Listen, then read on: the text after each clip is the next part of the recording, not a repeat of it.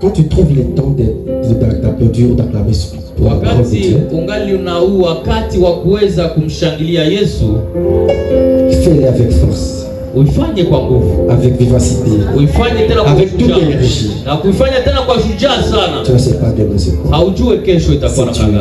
Haujue kesho itakuwa na gani. C'est Dieu. Ni Mungu. La Bible dit, Biblia inasema c'est que nous voyons. yote ambayo tunaona ne le voyons pas avec plus des yeux. Ça va passer. Yote itapita. C'est pas moi, c'est la Bible. Haiko mie lakini maandiko matakatifu. Alléluia. Amen. Nous avons connu tant de riches. Tulijua matajiri wengi mais ils sont passés. Lakini wamepita. Est-ce qu'ils étaient partis avec les richesses? Nauliza, je walienda na mali yao? Non. Hapana. Ils étaient partis main vide. Wameenda mikono mitupu. Dès qu'ils sont venus sur cette terre.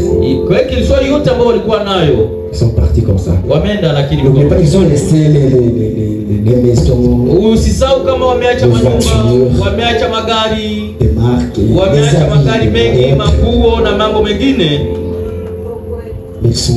Ils sont partis main vide. Lakini walienda mikono mitupu.